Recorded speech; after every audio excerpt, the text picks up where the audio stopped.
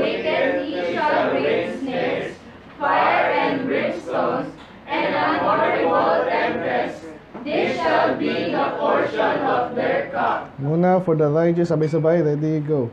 For the righteous Lord loveth righteousness, countenance that uphold the upright. Let's pray, Lord. Masalamat sa iyong salita. We pray na kunang sustansya nito, Lord. Ito namin ang mga basics, mga foundation of the righteous, Panginoon. Makita namin. Lahat ito alam na namin actually. But we'll see it in this kind of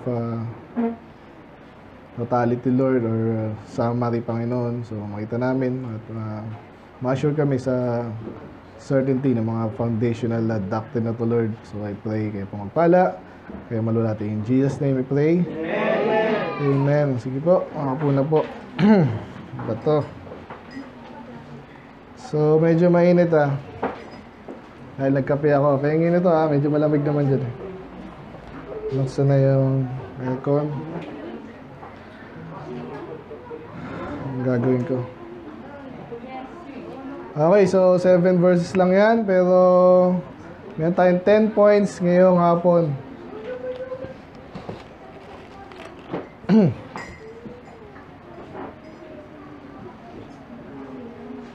Gandang hapon po sa lahat. Yan na kayo? Hapon pa rin. So yan, yung pahabol, no? So medyo basic tayo ngayon, pero importante pa rin na malaman natin yung mga actually ang pinakasikat na verse dito sa chapter na to. Familiar kayo Ako itong sa verse 3. Yung ano rin yan. Ito yung iba parang titignan nyo para siyang compilation ng mga katotohanan na makikita rin natin sa all throughout the scripture. Okay, which is good naman. Pero again, alin natin mga ano po to, mga awit. So pero ang Psalms, napaka-importante. Ano po, doctrinal. Kahit po hindi lang awit yan, walang mali dyan. Kasama yan sa scriptures. At may hamon actually isang pastor na i-adapt ko yun. So kasi nga sobrang importante ng Psalms and Proverbs. Yung ginagawa daw ng iba, kasi ako nasa 10 chapters ako a day. So ginagawa daw ng iba, yung Psalms and Proverbs sinahalo nila kasi nga 31 yung Proverbs, di ba? And then yung Psalms is 150. So pwedeng pwedeng idagdag to kumbaga sa pagkain dessert. Okay? Kasi ang gagawin ko, kayo lang bahala kayo kung pero adapt nyo rin. Ako gagawin ko kunwari, pag gano'n na ba ngayon? February 9, okay, dadagdag ko yung Proverbs 9. So, in addition sa aking mga binasa. And then, Psalms 9, Psalms 19, Psalms 29, Psalms 39. Naiksi lang naman yung mga yan Panghimagas lang. Amen? Para masaturate kayo ng salita ng Diyos na napaka-practical po ng Psalms and Proverbs. Okay?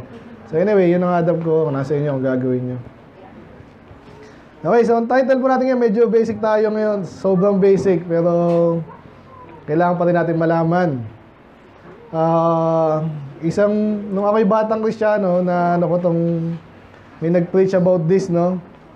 So, if the foundations be destroyed, what can the righteous do? Pero ang title natin ngayon is The Foundations of the Righteous. Okay? So, ibig sabihin sa verse 3 muna, unahin natin para mag-make introduction para sa buong chapter. Ano yung sabihin ng foundation ulit? Dahil sa ating pinag-usapan yung foundation, ito yung mga nasa ilalim, base, pero hindi lang dahil sa ilalim foundation. Yung sabihin ng foundation talaga, ito yung nagsisilbing foundation. Ibig sabihin, doon nakapatong yung ibang bagay. Katulad ng foundation ng building, hindi mo siya nakikita pero importante siya. Hindi siya pwedeng basta-basta na lang ilagay. Okay? For example, naalala ko tuloy yung mga dokumentaryo sa Alam nyo ba yung may mga bansa sa Europe na nakalubog sa tubig kahit sa Asia pala. Venice, di ba? So, puro tubig. So, paano nagkaroon ng mga bahay doon tsaka mga store? So, ang ginagawa nila, Kahit naman tubig kasi ilalim niya lupa pa rin eh. So they make sure para maging matibay yung pinaka-building, yung foundation na matibay. Ibabaw nila yon to the point na sigurado silang di, alam mo na, may ayanig, di nalulubog ulit. Sakto lang, basta, so may silang way paano, yung bata parang kahoy lang din yung concrete yung iba. So matibay naman. Okay, yun yung foundation, yung pinaglalagyan ng iba pang bagay na importante rin. Pero nakita nyo gaano importante yung foundation. Kasi kung wala yung foundation, sira yung foundation, mayanig yung foundation, sumabog or what, yung ibang maganda importanteng bagay, kung ano pa nasa loob ng bahay mo, mailaw, ikaw mismo, bagsak lahat yan eh. Kaya sa panahon natin, lalo tayo,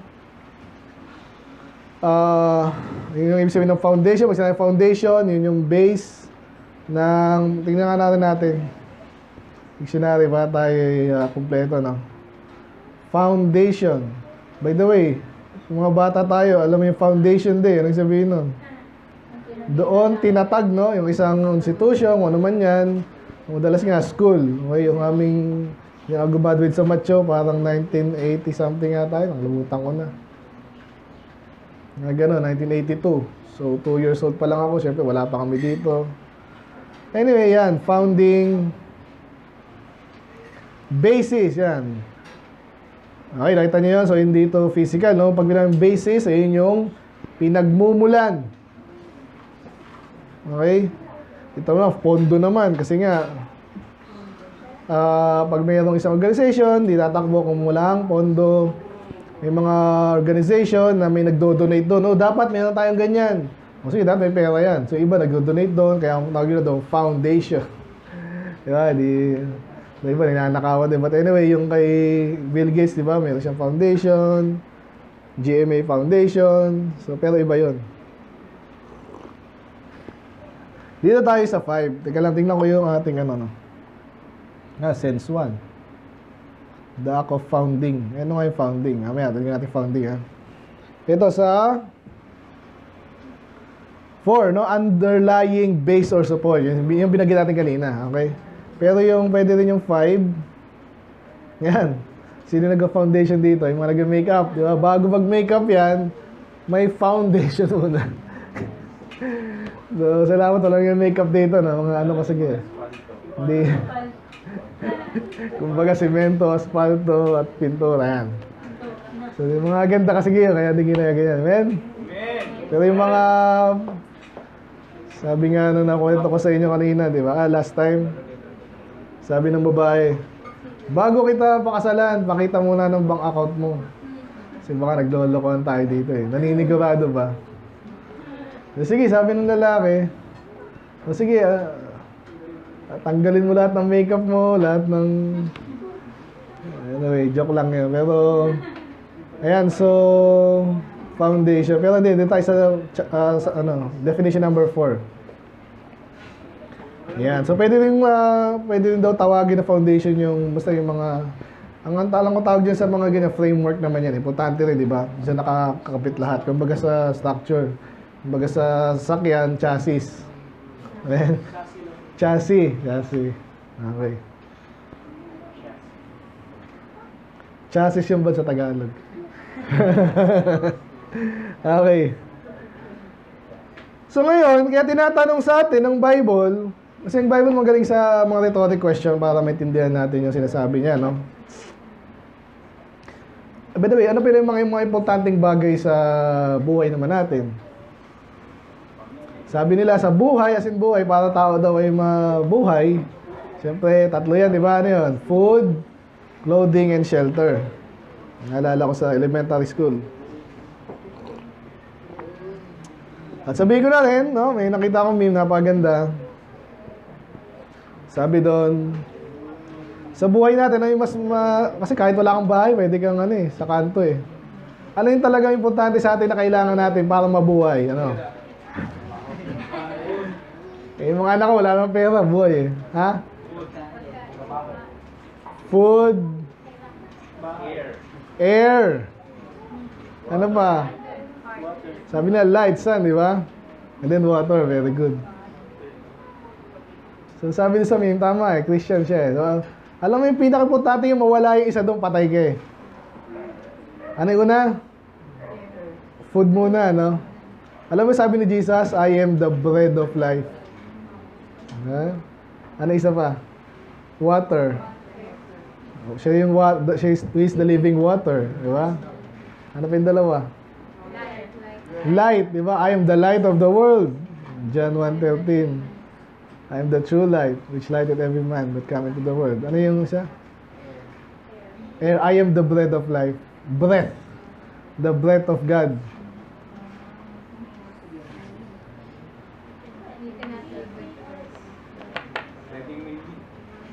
Meme na ngayon. Gawin nyo, yun ang mga meme nyo, ha. So, foundation na naman, napaka-importante. So, si Jesus yun. Mamaya, punta rin naman tayo dyan. Pero, ano pa, sa buhay, nabanggit ko na, no? Food, shelter, pero nabanggit natin kay Jesus. Napakaganda. Anong gagawin mo pag wala yun? O isa doon? Yung tinatanong sa atin dito, di ba? So, pwede pang palawakin. Sabi nyo, pera. Totoo yan. Pag may pera kasi, ano importante? Pera o tubig? Kung may pera ka, makabili ng tubig eh. Kaya yung iba, mas importante pera. In a way, totoo eh, paano kung nasa disyerto ka? Yan ang tanong eh. Pagpapalit mo lahat sa tubig. Okay? So kaya nga, in context, tingnan natin, anong gagawin mo pag isa sa mga pakimportanteng bagay na wala? Or kung ito na ang buhay mo, yan, pwedeng, sa buhay natin, yung stable na, pag sinabi mo stable tong taong to, ano yan? Trabaho, siyempre kalusugan din. Anong gagawin mo pag nawala? Ito kasi destroyed eh. Ano mangyayari pag sumabog yung foundation? Yung buong structure ay guguho. So, tingnan natin yung context na dito. Nabanggit ko na yung title natin. The foundations of the righteous. Foundations, marami. Kaya ngayon, titingnan natin yung mga foundations na yan na nasa chapter na to. Niwala ka, hindi. Okay? Para hindi sumabog sa buhay ng mga hindi Kristiyano. Alam na natin sinabi ng Panginoon, di ba? Sabi doon ay, for what shall it profit a man if he shall gain the whole world? Yun nga, parang pera. Kaya, makakabilaw tubig. May pera ako, makakabilaw pagkain. May pera ako, makakabilaw hangin. Ano man yan. Sa ibang place kasi, pag polluted daw, binibili na yung hangin eh. Oo. Oxygen, yung mga ano. Ano pa isa? Tubig, pagkain, bread, tsaka light. O syempre, di ba? Kanina, salamat, may free, bulb. Bili kami ng electric fan. May libreng 8 ilaw. May pera ka, makabilang ilaw. Pero, anong gagawin mo pag nawala nga yun? Tanong yun, anong gagawin mo? Parang guguho ka. Hindi mo alam, wala kang yan. Kalusugan. May plano ka sa buhay. Mayroon ka pang karir. Diba yung katulad nung sa Smart, may ganun eh. Ganda, manager ba yun? Bad yung nagbabike? Namatay, nasagasaan. Anong gagawin mo? Kaya ang pinakaingatan mo, asawa mo. Diba, asa ka sa asawa mo. Hanggat nandiyan si tatay, buti ka may insurance, no? Pero still, ang hirap pa rin. So, guguho ang buhay mo pag ang foundation. Kaya pag-aaralan natin, isipin nyo lang yun. Devastated ka. Kaya pag-aaralan natin, meron tayong 10 points dito na parang hindi ako nagkakamali, na-cover lahat eh. Galing, no? Ito yung mga katotohanan na very basic sa ating mga buhay, Kristiyano, at kahit sa hindi Kristiyano, pero yung problema nga sa iba, kaya guho sila, hindi sila ligtas, hindi nyo tinapaniwalaan yung isa, dalawa sa iba, pag-aaral natin ngayong hapon. So ano ba yan? So alam na natin, importante yan, wala tayong magagawa, kung meron man, bagsak pa rin, pag wala itong mga to. Yun ang pag-aaral natin ngayong hapon. Okay? So you better have all this. At matibay. Ngayon, yung ibang bagay, pwede may patong na lang dito. Amen? Siguraduhin mo, walang kukulang kayo sa inyo dito. Okay, number 1. Bilis lang tayo. Ano yun? Ito, sakop na to lahat eh. Kumbaga sa pera, lahat mabibili mo. Again, hindi lagi kasi Sabi nga nila, alam niyo yung kwento nung may gera sa US, Civil War. Siyempre, nung nagka-Civil War sila, sino yung magpuproduce ng pera? Faction na yun, di ba? So, nag-produce yung kabila ng pera, natalo yung kabila, yung Confederates, the United States. May sarili. Ano nangyari sa pera nila? Palagay nyo, yung mga papel lang yun eh. Ano nangyari sa papel na hindi na inonong? Ha? Wala. Kahit pang may 1 milyon kang ganyan, wala nang halaga yun. Kasi hindi na yun ng gobyerno kinikilala na tawag yan, isa sa matawag yan, legal tender. Ayan yung pinagpapalit mo. Ngayon, kung may lupa ka, pwede. Pero yung pera nila, wala na. So make sure, itong mga bagay na to, by the way, hindi ka ligtas pag wala ka sa karamihan dito. Nauna kasi, palagay nyo, verse 1, ano yung foundation dyan? The Lord Himself, sabihin ko na lang. Kung walang Diyos, walang kahit ano. Hindi ka naniniwala may Diyos, impyerno ka, kahit mayaman ka sa lupa, walang pakinabang. Hindi ka rin masaya actually. Yung saya mo, mababaw. Walang ka, yan dyan. Niloloko mo lang sarili mo kasi yung impending, death, nakikita mo, matay ka rin. Parang hinahabol mo yung kasiyahan mo. Wala ka sa Panginoon, walang Panginoon, wala tayo lahat, walang meron. Amen, medyo basic, di ba? Alam na natin yun, pero baka lang mawala sa atin, sa utak natin, makakalimutan natin. Mga bata, nag-usapan natin ng Diyos, hindi natin pinag-uusapan, kinikilala, at inaalam natin ang kalooban niya para gawin natin, matuwa siya sa atin, tayo pagpalain, protektahan namin, doon yung protection, no? Number 1, the Lord Himself, foundations of the righteous. Number 2, by the way, yun nga ba't pas may mga tao naman walang pakialam sa Diyos Kaya nga pinag-usapan natin, the foundations of the righteous Diba? So yung mga taong di righteous, wicked, may paglalagyan sila at kasama dito sa ating pag-aaralan. So number 2, itong bagay na to, hindi mo pwedeng hindi rin i-acknowledge. So iba, kaya hindi ginagamit ng Diyos, naniniwala sa Diyos, ligtas, pero hindi, kumbaga kung may labanan, hindi na yung paglabanan. Nasa gitna ka kesyo, ganyan. Pero sabi nila, pag fence-sitter ka, wala kang kakampi. Diba? Andun ka sa gitna, titirahin ka doon, madadamay ka. Sa halip na pumili ka na lang side mo, diba? And number 2, sabi dyan, how say ye to my soul, flee as a bird to your mountain. Ano yun? Sa palagay nyo, sino nagsasabi kay David o sino may lingkod ng Diyos dito na, umuwi ka na, takbo! Ano tira? Doon ka lang. Sino madalas nagsasabi nun? Yung kalaban, di ba? Kaya point number 2 natin, alam nyo, hindi nyo pwede i-deny foundation of the righteous, there is a battle raging between righteous and the wicked. Tandaan nyo yan. Hindi pwede sabihin, yung makipaglaban, mabait ako Hindi pa yun mabait. Pag hindi ka kumampi sa dapat mong kampihan, for example, mabait ka ba nun? O hindi rin. Kailangan una, tanggapin mo na foundation tayo ngayon.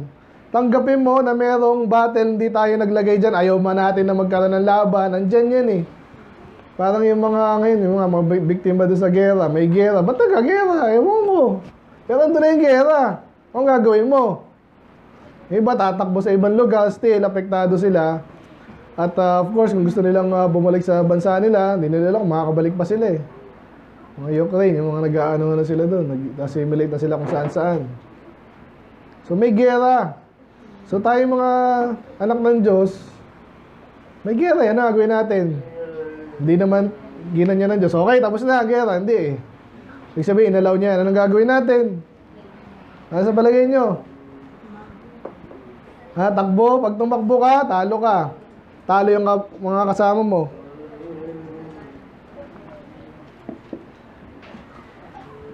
Pag tumakbo ka, kahit po sa gera, pag ikaw ay tumakbo, anong mangyayari sa'yo? Sino papatay sa'yo? Tumakbo ka lang nga. Hahanapin ka ng kalaban, tsaka kakampi mo. Bawal yun. Treason, di treason niya, parang abandoning something. Kasi kailangan, ang duty mo, pagtanggol mo, kami na ipaglaban, ikaw, hindi, papatay, mayroong ganong batas. Hindi lang court martial. Basta may ano ka, hahatulang ka. Alam niyo ba yun? Lalo pag ikaw ay sundalo. Oh. Yan, abandonment of duty. Okay, so kaya tanggapin natin to, ha? Nakikinig ba?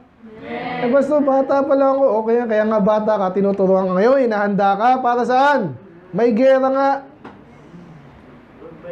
Eh basta may kapayapaan ngayon, pero actually may naipaglaban lang sa atin. Yun ang totoo. Do minsan talo rin tayo, pinaalipin tayo, okay na, kaysa may gerang totoo, literal, di ba? Yun ang totoo, kahit saan libutan ngayon. Ganun din spiritual. Nakikinig ba? So mga foundation to, kailangan natin tanggapin, and later, malaman natin yung gagawin natin. Sabihin ko na, pag may gera, ba kumampi ka sa ano mo.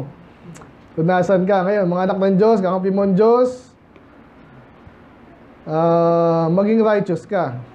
Okay? Yung trabaho mo, may kinalaman sa ikapanapanalo ng righteousness. Kasi may laban nga eh. Bawat sa isang gera po, no, alam natin panalo tayo later. Kaso nga, ano meron sa gera? Maraming series of battles. Nakikinig ba? Maaring later panalo ka. Kunwari, yung nabanggit ko kanina, kunwari, tumakbo ka sa duty mo. Ayoko ng gera. Hinanap ka ngayon ng kakampi mo, pinatay ka. Bandang huli, nanalo yung bansa mo, kunwari Pilipinas. O nanalo nga yung Pilipinas, ano ka, patay ka. Di ba? So that lumabang ka na lang, mapatay ka man, at least may honor ka. Amen. Ganyan po tayo. Sa Christianity, wala nang mapala dyan eh. Hindi naman ako siguro yayang. Pag gano'n naman nasa isip mo, talo ka na agad. Kaya dapat lumabang ka, may laban eh. Kaya nang isa sa mga foundational doctrine ng Bible. May laban, hindi tayo naglagay sarili natin. Ang Diyos inalaw yan. And therefore, involve natin sarili natin. Yan ang number 2. Number 3. Verse 1 pa rin tayo. Ano yung isa mga foundational truth dyan? May Diyos, may laban. Anong kailangan natin gawin? Para maligtas tayo, ano? Magtiwala sa Diyos. Ang tiwala po ay something na hindi mo bibigay ng automatic, no? Pinag-iisipan yan, pinagdidesisyonan yan. Tandaan nyo ito, nakikinig ba kayo? Amen. Para nga, again, tinaral natin ito para yung mga bagay. Kasi yung iba kala nila, pwede nilang takbuhan yung mga responsibility, mga katotohanan. Yung iba, ayaw isipin ng kamatayan, ng impyerno. Sana, hindi ko, pag inisip ko yan, mawala ba yun? Hindi. Hindi ibig sabihin, hindi mo inisip isang bagay, wala na yun. Kaya nga yung mga lasinggero daw, sabi nila, totoo naman. Bakit naglalasing? Lulunurin ang problema. Pagkatapos, doon pa rin yung problema. Ano yan? Hindi tayo naniniwalang ganun.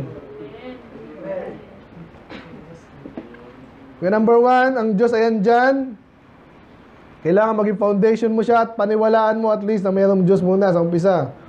And then, merong battle raging. Pangatlo, kailangan natin magtiwala sa Diyos. Again, bakit ko dinidikdik to? Napakasimple naman, pastor. Maniwala ka.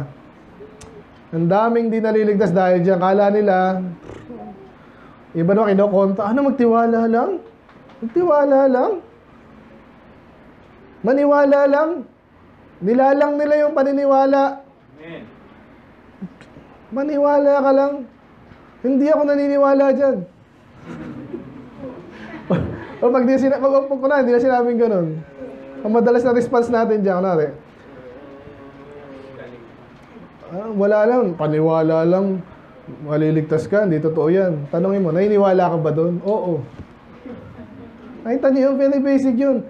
It doesn't make sense nga na magsalita ka kung pinaniniwalaan mo ay sinasabi mo ay hindi mo pinaniniwalaan. Imagine that. Anong saysay nung sinabi mo kung hindi mo mismo pinaniniwalaan, lalong di ka dapat umasa na paniniwala yung sinabi mo, di ka nga naniniwala eh. Ang ano niyang paniniwala, meron tayong preaching diyan, kung naalala niyo.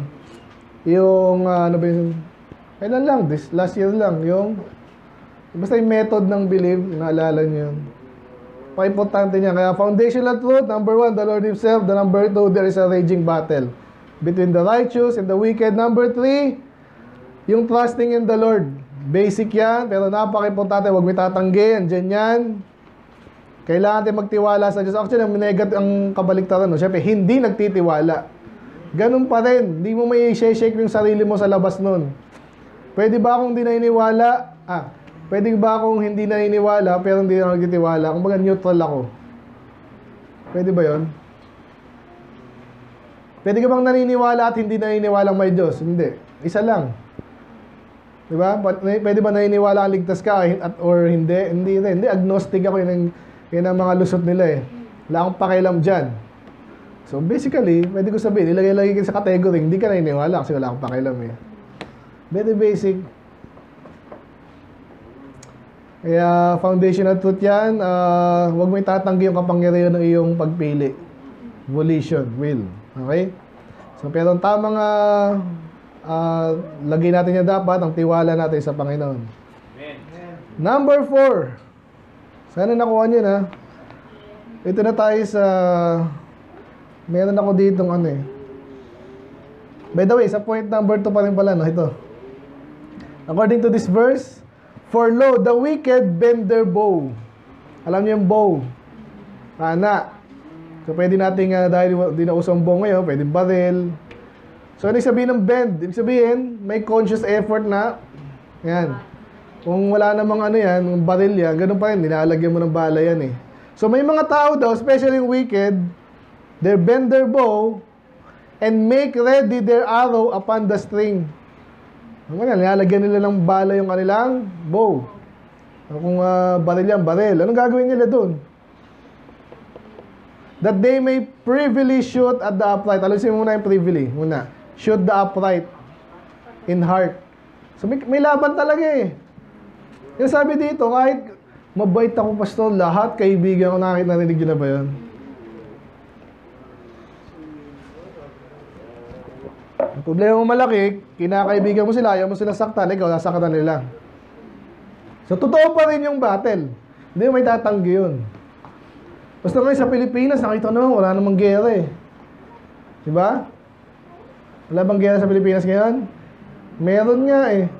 Pero kahit pa sabihin natin walang armed conflict sa Pilipinas, may labanan pa rin. Kaya nga si Abante nga, nabalitaan naman kalaban niya, vlogger. Hindi ko na malaman kung ba't pinatulan niya pa yun. Kasi minumura daw sila. Good luck eh. Politiko ka eh.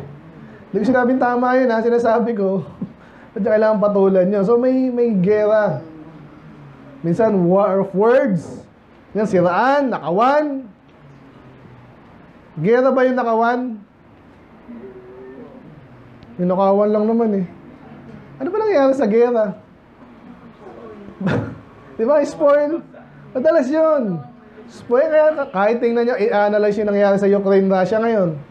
Sabihin naman nila eh, gusto nila ng additional territory. Nakawan. So may gera ngayon. Convinced na ba kayo? Amen. Lalo tayo mga soul winner. Amen? Amen.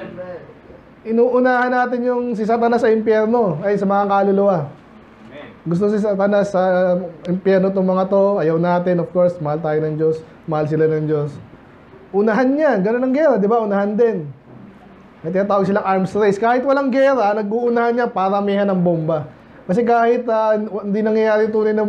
Pag alam mo yung kalaban mo, napakaraming bomba, minsan magsasubmit ka na dyan eh. Oo. Na-convince na ba kayo? Ayan, ito yung gusto kong bigyan din na naman sa inyo, no? Ay, natakil ko na rin tuloy, no? Sabi dyan, privily.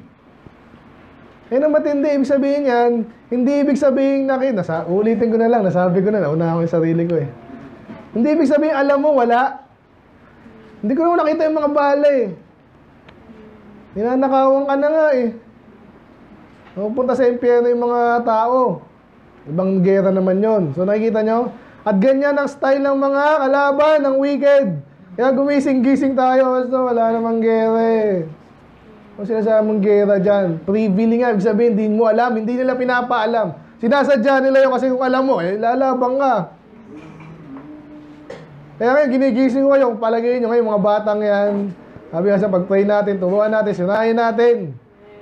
Anak, may labanan na. Oh, buti nga, naka-crow-cut to. Mga sundalo na. Kung pinapabayaan, nakita nyo ba yung mga anak ng long hair yun? Wala, walang pakialam, walang alam. May gera pala. Men? Yung mga anak nila, hindi nila tinuturuan, hindi rin nila alam. Sila mismo, biktima na rin. Kanina, sigaw na sigaw si Pastor, bakit? May gera! Pag-geraan ako dito. Kaya pag may hindi nakikinig dyan, nag-iingay pa, iba naman si Bad pero sanayin din natin wag maingay. Nakita nyo? Tinitira ko na pala, oh. Kaya number 3, trust in the Lord. Sorry, number 2, inulit ko pa, sorry, bumalik ako. The battle is raging between the righteous. Kaya huwag kang tutulog-tulog. Katulad ng mga bansa na kahit wala pang gera, naghahanda na. Iba naman intelligence. Iniisip nila, bakit ako gagastos? Baka wala namang gera eh. Yun mismo, gera yun eh. Kasi tama ninyo, ba't ka gastos na hindi mo nang gagamitin? Iba, matalino ganun eh. Switzerland, yan eh, neutral. Mahirap naman silang sakupin. So, matalino rin. So tayo, hindi ko alam, ginagawa natin, parang tayo pampapato eh. Ang totoo lang. Buti na lang, ligtas tayo, amen? Okay, so malinaw yun. Nakalimutan ko isang verse na yan eh. Yan, 1-2 pala. So number 3, task na magitan natin. Number 4, basic na naman. Sabi dito, the Lord is in His holy temple. Anong foundational truth dyan? Yun lang, the Lord is in His holy temple. Number 4, the Lord is holy. Tandaan natin yan. Alam mo yung mga Diyos-Diyosan naman kung sino? At saka yung mga kunwari kumikilala sa tunay na Diyos, na hindi naman Diyos, at hindi nila nakikilala yung Diyos. Kaya pinaglololoko nila eh. Nakakita ba kayo ng talagang wala yung religion sa kanila? Literally.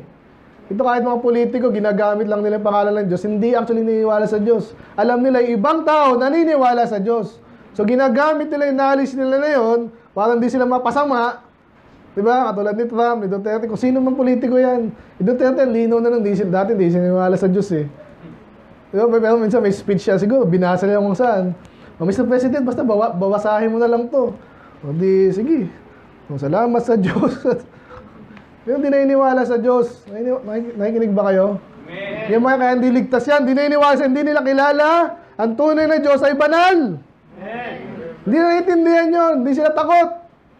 Hindi nila ginagalang ang Diyos. Ano ba? Banal ba yan? Lalo na po yung mga panahon ng mga Greek. Alam niyo naman yung Greek, Roman gods. Kilalanin mo isa, aralin yung Diyos-Diyosan nila. Para lang matuto tayo, hindi tayo sasamba dun. Pero yung mga Diyos nila, mga sinaulo eh. Kaya pinatay to, nag-inggitan, may fornication, may adultery, ganun mga Diyos ng mga yun. Yung Diyos naman ng iba, hindi alam yung nangyayari. Mga tanga namang Diyos. Ano yun? Ibang Diyos-Diyosan nila, wala, nakaganyan lang.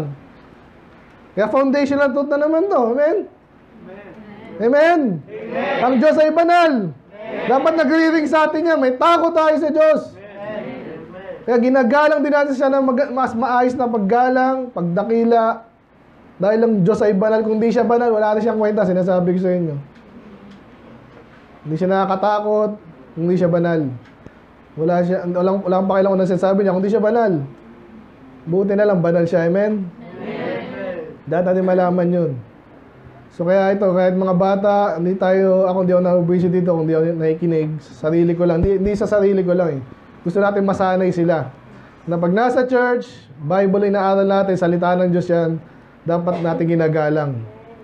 At least hindi tayo maingay. Amen? Amen. Ayun. So number 5. Ano ba? Sabi dyan, the Lord's throne is in heaven. Anong foundational truth meron dyan? Siya ay nasa langit. The Lord is highest. The highest. So, yung mga estudyante nagpapataasan ng Alala ko na naman tuloy yung mga, wala ka sa lolo ko, di ba? Sabi ng kwento, yung lolo ko, ang tagal sa tubig, 1 minute. 1 minute wala ka sa lolo ko. Yung lolo ko, 20 minutes. Yung pangatlo, munting joke lang saglit para makuha nyo lang. Sabi ng isa, wala kayo sa tatay, sa lolo ko. Malimutan ko na yung joke. Isa, pagalingan lang ba? Yung payaman na naman. Diba, pagandahan, pabilisan ng sasakyan. Hindi mo na makapatakbo yung sasakyan mo dito ng ganun. Pataasan ng building ngayon. Mga, palakasan ng bomba. Ganun lang, puro kaso, sinong tataas pa at gagaling at matalino, malakas sa Diyos? Nasa langit yung templo niya eh. Nakakarating ka ba doon?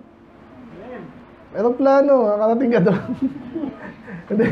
Actually, kung wala ka ng Diyos, makakatawag tayo doon. No? Later, pupunta tayo doon. Very good. Pero, siya ang pinakamataas sa lahat. Lalo po, alam niyo po yung mga history, pag nagbabasa kang kahit anong history, yung mga tao po talaga naghahanap ng Diyos yan. Kaya nga, naalala niyo yung iba, Tower of Babel, may ganyan silang paniniwala na mas mataas ka, mas malapit ka sa Diyos. Doon sila nag-pray. Ganyan eh. Kahit si Moses, ginawa niya yan. So sabi nung nabasa ko, napakinggan, ganun nga yung mga tao. No? Kahit pa paano, mayroon silang idea ng Diyos na nasa... Kaya gusto nila lumapit sa Diyos. Tanong, gaano kataas ang kaya mong taas? Wala. Kaya gusto ko lang ulitin na mapaka-basic nito. Ang Diyos na kinikilala at dinasamba natin, He is the highest. The Lord is the highest. Foundational na yan. Huwag ka tatanggap na, may nakilala ako, mas magaling sa Diyos mo. Hindi yun ang Diyos ko. Kung may mas magaling pa sa Diyos ko. Amen? Amen. Pinakamataas na yung Diyos natin. Ng Bible. Kaya sabi dyan, the Lord in His holy temple. Pero hindi pa tayo tapos. Sabi dyan, the Lord's throne is in heaven, pero His eyes behold the eyelids. But His eyes behold, ano yung behold? Nakatingin. Hindi lang tingin, nakatitig. Nakikita daw niya, alin? His children of men. O, paano nangyari yun? Ang tindi ng mata na yan. Hindi yan basta mata. By the way, yung owl ata daw, tsaka yung eagle, ang layo na nakikita. According sa kasi totoo kasi. Ino-observe, may mga taong addict na gano'n, wala silang ginawa kundi picture na niya, pelikula. Paano nyo na nalaman yun? Siguro, inaaral din yung mata ng eagle. Pero, nakita nila, andun lang yung eagle, inaabangan nila, mga addict yan eh. Parang sinisilip nila dun. Yung pala, may pinupuntirya na, tinatarget. So, mamaya, hinuli na. So, kaya alam nila, napaka linaw at di lang pa linaw, parang camera na itong aking 200 times zoom daw yan. Hindi, 100 times. Bira yung agila, mas matindi. Ang Diyos kaya, wala ka sa Diyos ko. Nasa langit siya, hindi lang Mars hindi lang Jupiter, nasa third heaven. Pero nakikita niya lahat ng tao. Amen? Amen. Kaya may consequence po yan hindi lang yung basta ang galing ng Diyos. Lahat matakot tayo sa Kanya, alam niya lahat ng inisip natin at nakikita ginagawa natin. Ano yung eyelids? Ba't napunta sa eyelid? Again, ano lang yan, parang figure of speech lang yan. Parang inuulit lang yung mata. Nakikita niya, pati yung kanyang eyelid. Ano yung try? And then ulitin yan sa 5. The Lord trieth the righteous. Ano yung try? Sinusubukan? Actually, sinusubok. Okay, pag mag-basketball, para makakita ka doon, may try out. Di ba? Parang malaman, ilang naman gusto mo, kahit sino. Basta ito, sa pupunan ko, hindi. Yung pinakamagaling. Yung capable ka, yan. Ito yung magandang point natin. Number 5, number 6 na pala. Bago pala yung sa try, nakikita niya lahat. Ano yung sabihin nun? He is omniscient, all-knowing. Alam niya lahat. Basta nakita lang naman eh. Alam niyo, madalas yung nakikita at saka naintindihan kahit sa Bible, isa yan. Paano mo naintindihan na gano'n? Kasi nakita mo. So ngayon, may mga bagay na hindi ka nakikita, katulad ng ideas, narinig nyo, di ba? Pero minsan, parang ano yan, nakita mo, di ba? See? Pag sinabi yung ganun, nag-explain ako, do you see that? Ay sabi, naiintindihan ko. Man, di ako nag-invento dito, nakinig ko sa iba to. Totoo yan, sa Bible, ganun.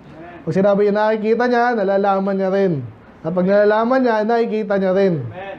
Kaya yun ang point ko dito, sabi dyan, behold, the children of man, sabihin ko lang, number 6, the Lord is all-knowing. Very basic na naman. Okay, ganito. Sabi mo, napakataas niya nga, hindi naman niya alam lahat.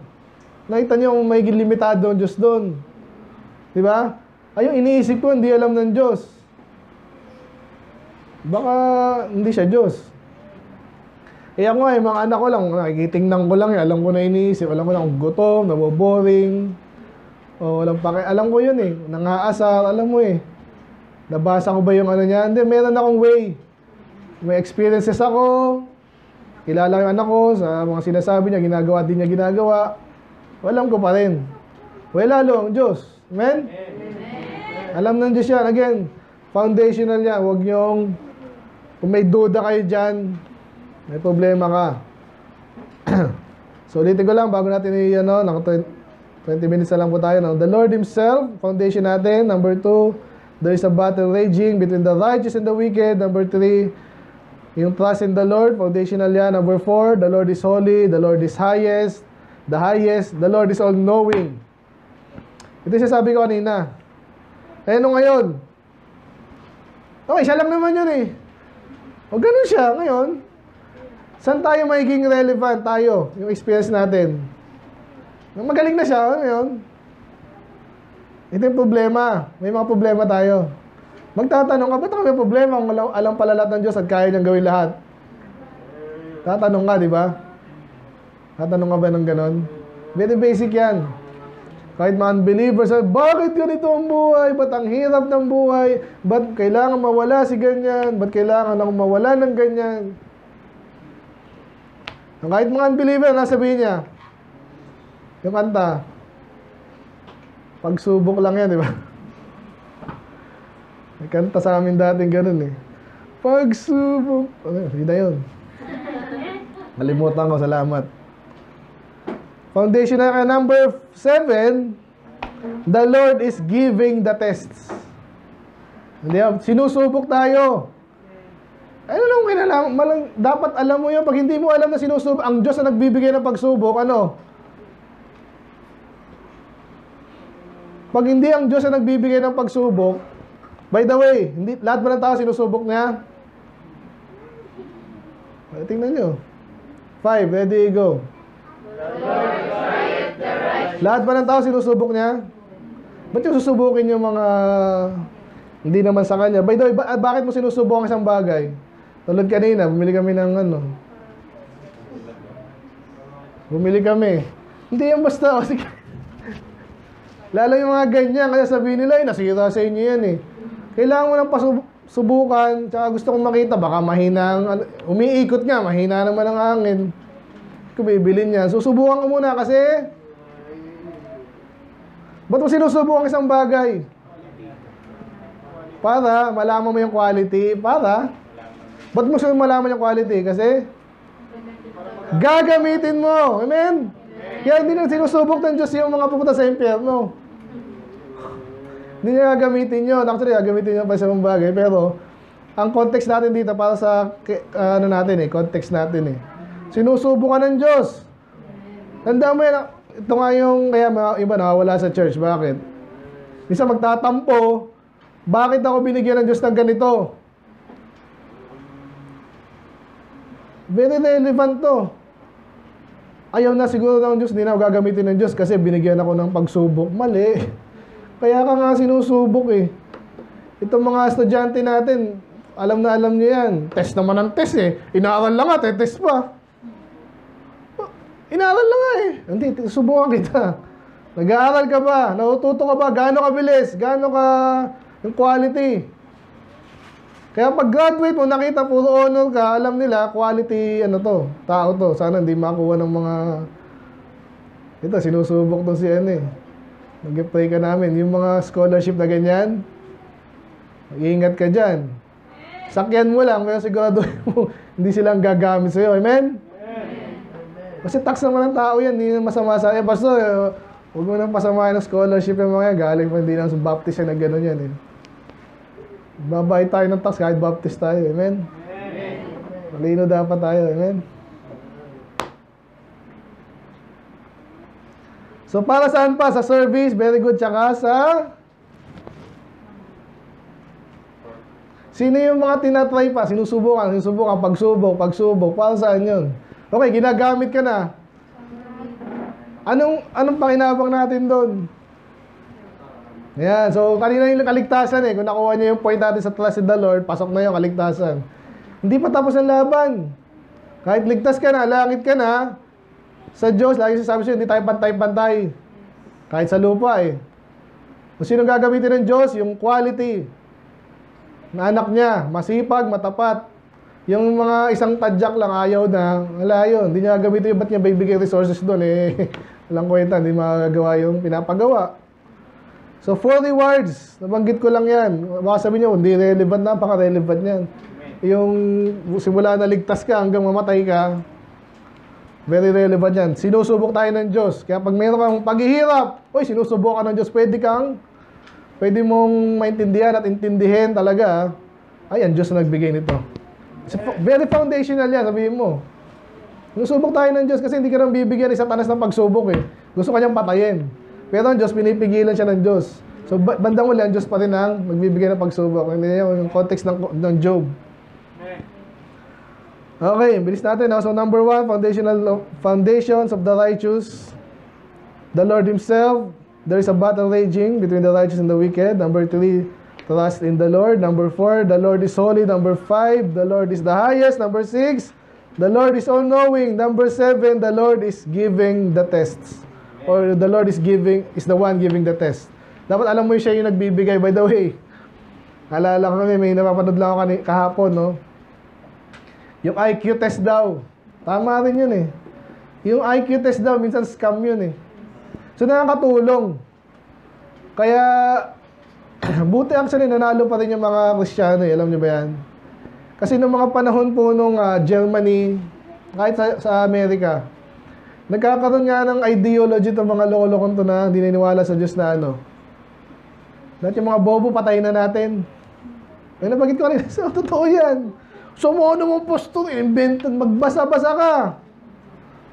Totoo yung pinag-aalat dito. May mga panahon, kahit mga Amerikano, mga German, gusto nang patayin yung mga walang kwenta to Bulag.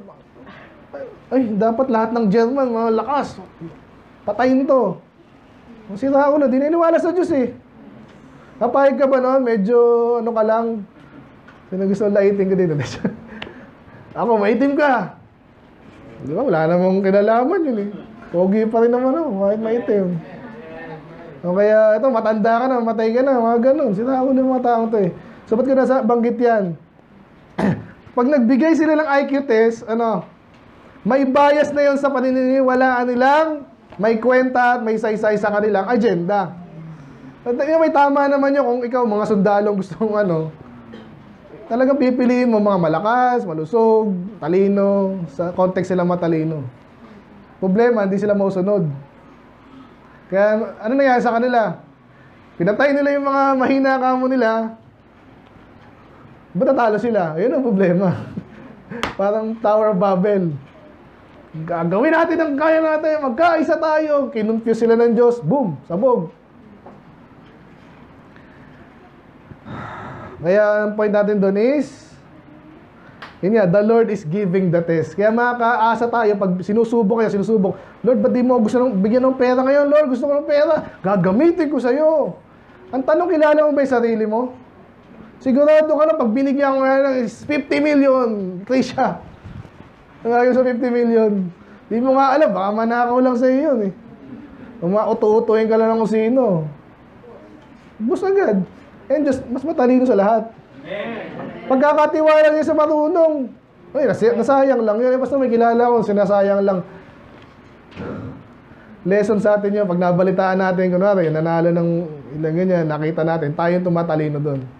Kaya pala binigyan siya ng Diyos, hindi dahil gagamitin niya para maging lesson sa atin. So, in general, ang Diyos, napansin nyo ba sino yung binibigyan niya ng blessing? Lalo yung, sa Bible, yung kayamanan, sino binibigyan niya? Yung mga hindi alam gagawin doon? Naasar ako minsan kay Stephen, pero ngayon natuto na siya eh. Biro mo yung ganda na cellphone mo, iniwan mo lang siya. Diba? May mga babae. Sino maganda dito sa atin? Botohan tayo. Sino pinakamaganda? Ano amen? Okay. Pwede. Para sa akin si Mamaya. Pero kunwari lang, ganun. May mga tanga-tangang babae na ginagawa nila sa sarili nila. Pag dinidisplay mo yan sa iba, cheap ka na nun. Alam niyo yung cheap? Ang gusto ng lalaki, kung asawa ko yan, ako lang, maganda yan, ako lang may kinabang dyan.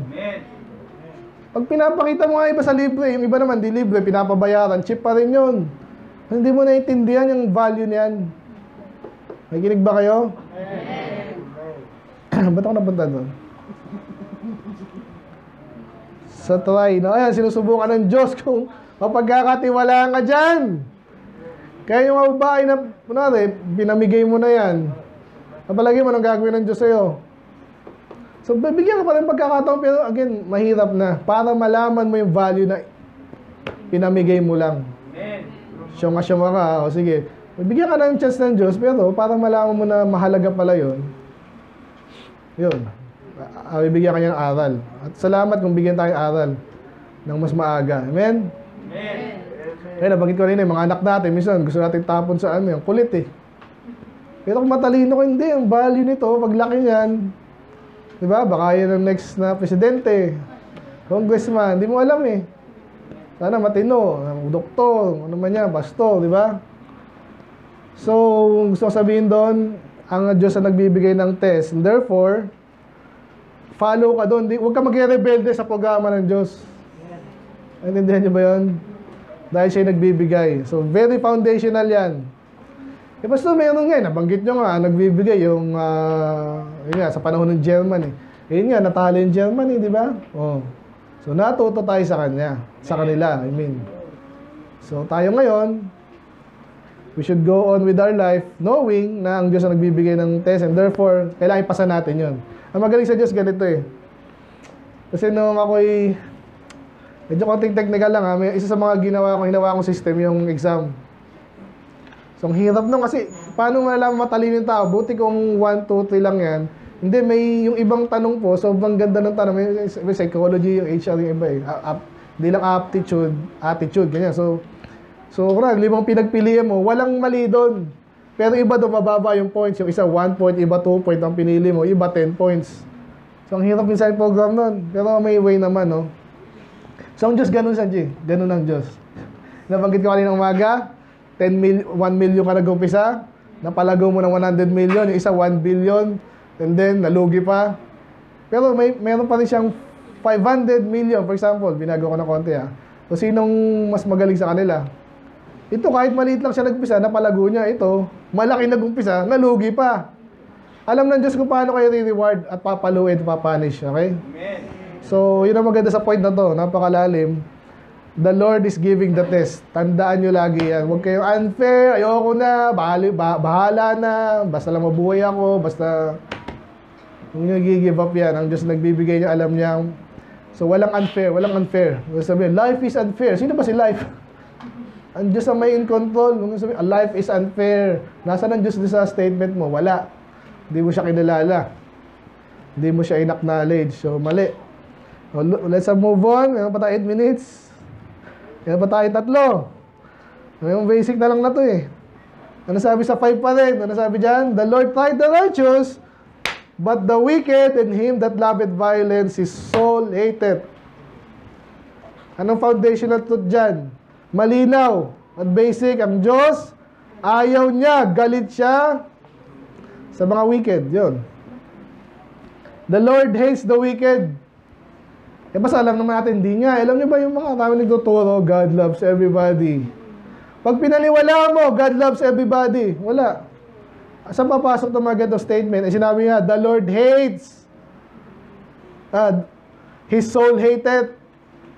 Okay, huwag kayo malilito dyan ha. Yung Diyos ang may hate dun sa yung wicked at saka nagmamahal sa violence. So nagagalit ba ang Diyos? Meron ba siyang hindi mahal? Eh, magkabaliktad nga yan. Kung may mahal siya, meron siyang galit.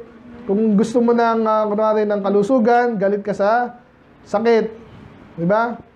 Kung mahal mo ang katuwiran, ayaw mo ng kalokohan. Kung mahal mo ang kalinisan, ayaw mo ng karumihan. So never yung sabi, walang hate ng Diyos, lahat love. Naku, loko-loko yung nagsasabi nun. Naloko na yun. Never. Eh ngayon, alam niyo kasi alam niyo naman tayo dito, di ba? So, again, kaya inuulit lang natin. Foundational yan. The Lord hates the wicked, therefore may impyerno. At even sa lupa, marami siyang hate. Kahit mga anak niya. Ito, anak ko, nagtamad, kunwari, I hate that. Amen. Pero mahal mo yung anak mo, hindi, pero habang nagtatamad siya, I hate ko rin siya. Kaya papaluin ko kung kaya ko. Amen? So, foundational yan. Dalawa na lang. Eh, ano naman kung hate?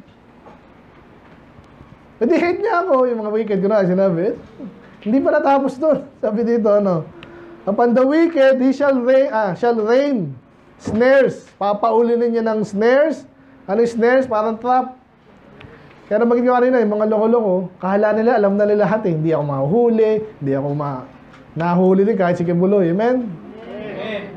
Si yung spy, kung sino man yan. Lalo na pag talagang panahon mo na. Hindi ka lang niya papainan, papaulan ng kanya. Eh kung magaling ka ang mga peligo, kung paulan ng kanong trap, ng apoy at ng brimstone, medyo familiar, di ba? Mga bakla siguro, madalas, isang mga bakla to, mga sodomites. Kasi isa yung mga pinaulan talaga ng apoy, no? And an horrible tempest. Nakakita na ba yung malakas na bagyo? Yan. This shall be the portion of their cup. So, anong point natin dyan? Huwag kang masaya, wala akong pakialam sa Diyos, I hate Him, He hates me. So, hindi. Paparusahan ka niya. Amen. Kung wicked ka, again, pwede ito sa mga anak din ng Diyos na loko-loko, ha? So, obviously, sa mga talagang hindi maliligtas, impyerno. Pero sa mga anak ng Diyos na loko-loko rin, medyo loko, pero loko-loko pa rin. Anak ng Diyos, paparusahan ka niya. Palo. So, alam na namin yan. Baka lang nakakalimutan nyo. Foundational yun. Basic yan. Di pwedeng nagalit siya. Ano kayong nagalit ka? Wala lang. Di pwede yun. Lagi yan. Kaya nga tinutunan ng impyerno. Isa yan sa mga argument na convince ako may impyerno. Bakit? Paano mo sabi? Nakapunta ka man? Hindi. Asa ang Diyos ay banal. Punta ngayon, di ba? Ang Diyos ay may justisya. Hindi pa nasabi justisya dito, pero pwede natin pasok dito. Kung may justisya siya, banal siya, may wicked, wala lang, mawawala lang yung parang wala tayo, mawawala, walang punishment, hindi. Logically speaking, automatic yon. May parusa. Kaya number 9, last, second to the last, the Lord will punish the wicked. Foundational truth yan. Amen. Foundational truth yan. Huwag kayong papayag na hindi walang ganyan. At kahit yung maliliit, kunwari nga ito, Pastor, pareho kami ligtas. Siya tamad, ako masipag. Unfair, hindi pa rin. May punishment yung tamad. Basta nasa langit naman eh. Kaso, anong punishment niya? Hindi siya papaluin, pero mas konti yung reward niya. Wala siyang reward. Equivalent pa rin punishment niya, di ba? Ngayon, meron pa rin punishment. Kaya, nakikinig ba? So again, hindi ko ini-invento to. Ang ginagawa ko lang sa Bible, inaalam ko lang. So ituro ko sa inyo, kung medyo meron pa sa ating na okay lang magtamad, sige, kayo lang mag-soul winning, kayo lang mag-memory verse, kayo lang mag-attend ng faithfully, kayo lang magbigay, kayo lang ano man yan, maglingkod sa Diyos. Nako, foundational to. Hindi ko sinabi lang to. Kahit saan mo, observe mo to. Kahit sa mga gangster eh. Alam niyo sa mga gangster, may punishment din. Lalo sa Diyos. Last. Tapos na tayo. Okay, wala pa akong isang oras, ha? Last, ano yan? May basa nyo. Ready, go. For? Righteousness, His countenance doth behold the upright. Okay, yun na yun po yun, no? So, pasok ko rin pala dito. Nasaan na ba yun? So, verse 7. Ay, ayan. Hindi ko pala napasok kanina, pero okay lang. Dito lang sa huli, no? So, for the righteous Lord loveth righteousness. Kung may hate siya, yes. Iba, puro love naman. Pero again, di pwede. Dito, inuna yung hate. Okay na mo, love, o may hate din siya. Kung may tatanggi yun. Eh, sino yung love niya? Kung he hates the wicked, he loves the righteousness muna. And of course, equivalent yung pati yung righteous. Hindi sinabi dito, righteousness ang gusto niya, pero still, kung righteous ka, gusto ng Diyos ng righteousness, ikaw righteous ka, ligtas ka, anak ka niya, matuwid ka. Okay? Hindi yung perfect ha, alam na natin yan eh. Ito, may anak ako, bumabait, sumusunod. Na, si Peter, kunwari lang, ang bait ng anak ko, sumusunod, ang bait, nag-aaral. Mahal ko lang yung kanyang ginagawa o pati siya? O syempre, ito yung mga katotohanan na tinatanggi ng iba eh. Para mag-shift ba ng blame. So, hindi naman ako, hindi galit ang Diyos sa'yo. Ano, nagnakaw ka, hindi galit ang Diyos sa'yo. Hindi. Galit ang Diyos sa pagnanakaw mo. Hindi lusot na ako, Lord. Hindi. Galit ang Diyos sa'yo. Kaya pag nagbago ka, di ba? Mamahalin ka ng Diyos. So again, very basic. Gusto mo mahalin ng Diyos? Yung memory verse natin last time, nakalimutan ko. Ano sabi doon? If you keep my words, the Lord will... Basahin na nga natin.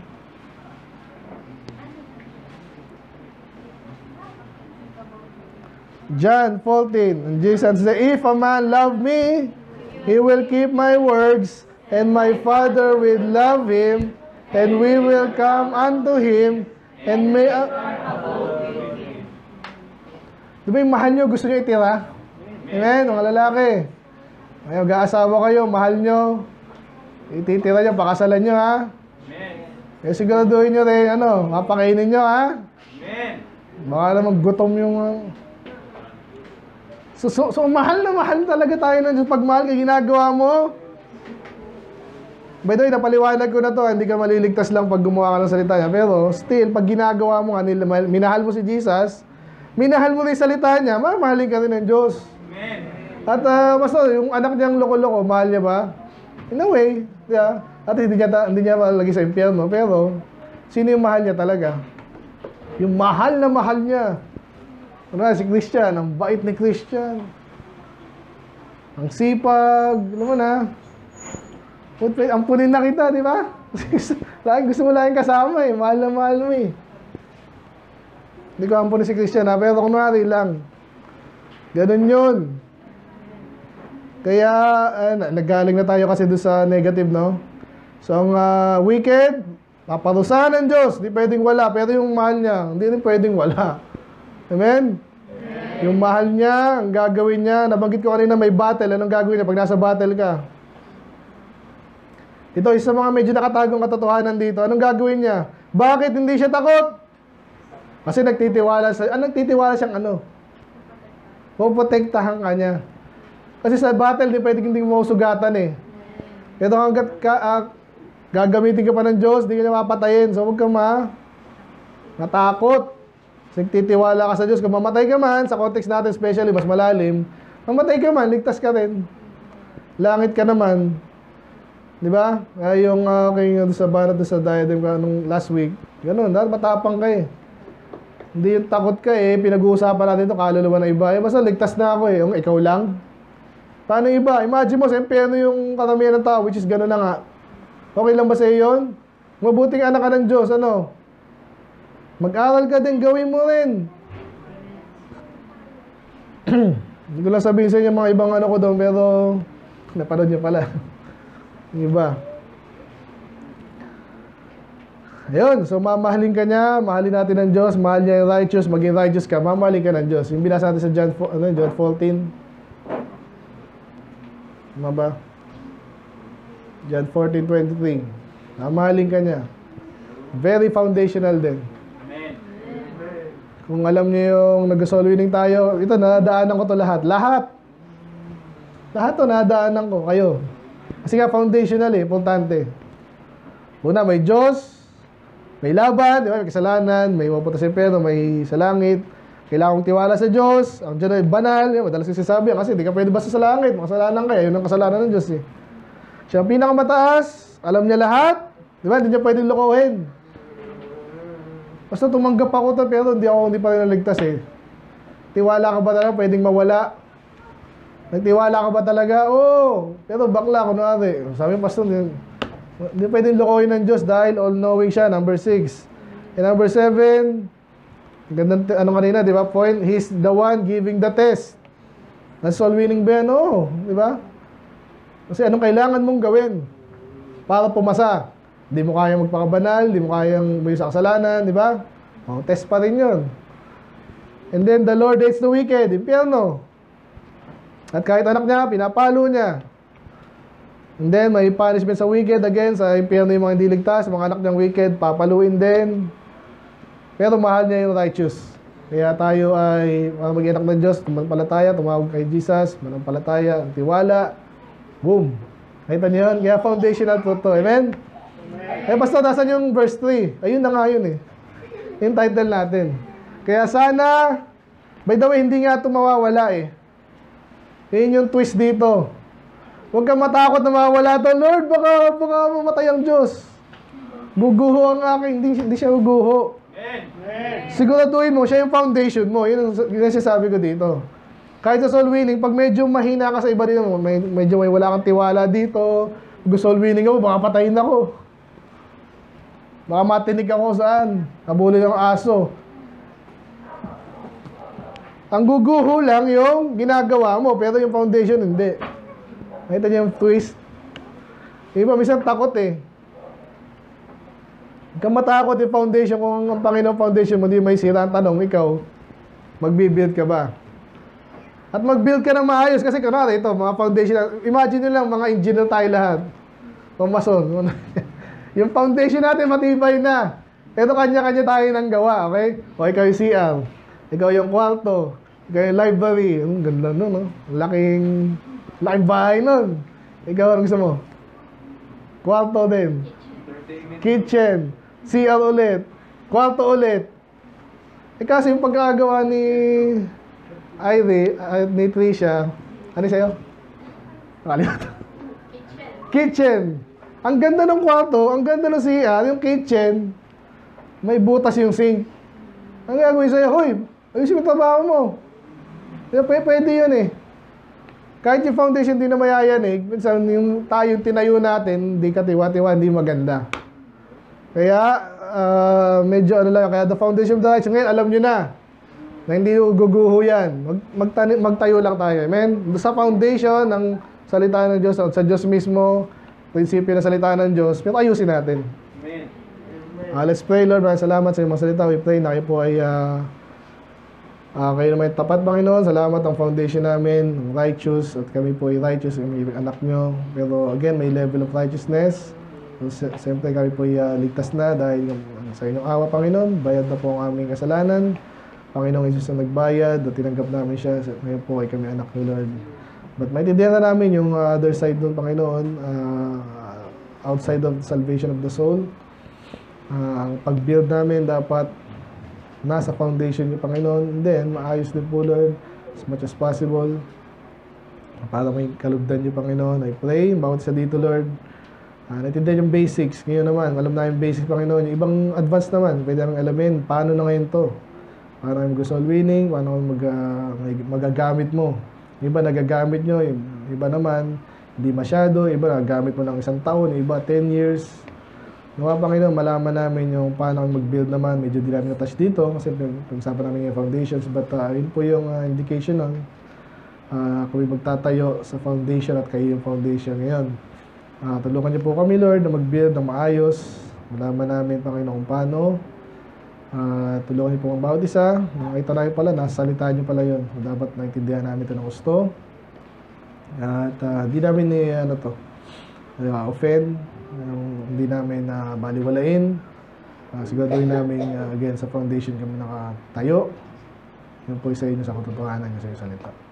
Kailangan po, Lord, malayo-layo pa po yung matahakin ng karamihan sa amin, Panginoon, even me, Panginoon. So, gabayin niyo pong bawat isa, tulungan. Patawarin niyo rin, Lord, ng mga, minsan yung aming pagbibuild ay may kulang, may hindi masyadong quality, Panginoon. May sira, may butas. Panginoon, patawarin yung bawat isa. At bigyan kami pagkakataon muli. Habang tumatalino rin kami, habang kami mapagkatiwalaan nyo, kami po'y gagawa na mas maayos. At again, ito po makita din namin, parang again, kung sa illustration ng building, Panginoon, ito yung halos walang katapusan. Sa soul winning, Panginoon, of course, mahal nito mga taong tulad din gusto mapahamak.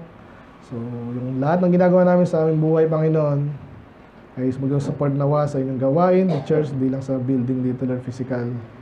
Dahil baliwala yan sa inyo, Lord. Importante mga kaluluwa, yung kasiyahan, Panginoon, yung saya, comfort, and minsan, mga blessing din. Yan po ay dinadagdag nyo lang. So, maintindihan namin kung saan kami lalagay. Mag-focus, Panginoon.